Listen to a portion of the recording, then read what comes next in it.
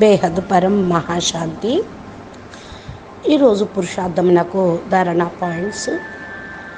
బాప్ అంటున్నారు, ఆత్మలో ఎంత పాజిటివ్ సంకల్పాలు నిండిపోతూ ఉంటాయో అంతగా శాంతి మరియు శీతలత, హర్షితము మరియు సంతృప్తి అనేది ఉంటుంది. అనగా బాప్ సమానమైన స్థితి అనేది ఉంటుంది. అందుకే ఏ పెద్ద విషయమైనా సరే ఆ సంకల్పాల ద్వారానే మీరు దాన్ని చాలా చిన్నగా చేసుకోండి, అనగా తేలిగ్గా ఉండండి. ఎందుకంటే పరిస్థితిలో ఎక్కువగా మనన చింతన చేస్తూ ఉంటే ఎటువంటి సమాధానము బయటికి రాదు. ఆత్మ ఇంకా భారీగా అయిపోతూ ఉంటుంది. అందుకనే ప్రతి ఒక్క విషయాన్ని బాపుకు సమర్పణ చేసి స్వయం మీరు పాజిటివ్ సంకల్పాలతోటి భర్పూరుగా ఉండండి. మీరు పిల్లలు ప్రతి ఒక్క సంకల్పాన్ని సిద్ధి చేసుకుంటూ ఉండండి.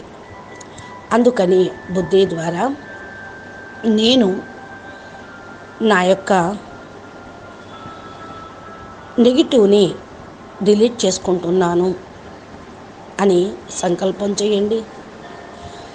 బాపూజీ, ఇవన్నీ కూడా నీవే నావి కాదు అని త్యాగం చేయండి.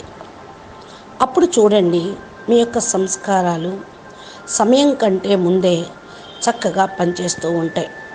కొంతమంది ఆత్మలు స్లోగా తమ సంస్కారాలను మోల్డింగ్ పవర్ని ఉపయోగించుకుంటూ ఉంటారు. సమయం కంటే ముందు కార్యం చేయాలి.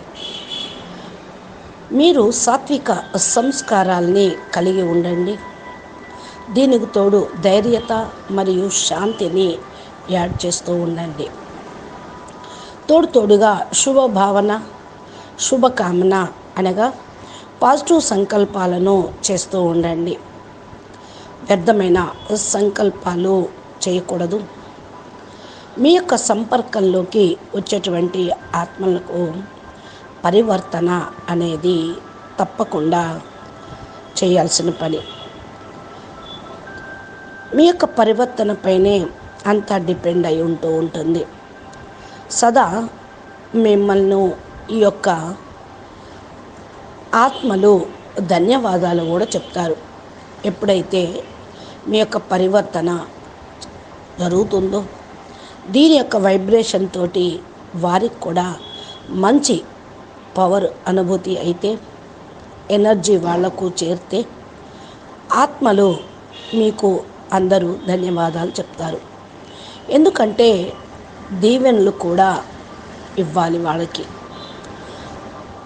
ఇదే ఆత్మల్ని సంపన్నంగా తయారు చేయుటకు నిమిత్తంగా అవుతుంది.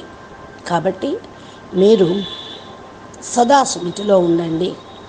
సదా నెగిటివ్ని వదిలేసి పాజిటివ్లో ఉంటూ ఉండండి.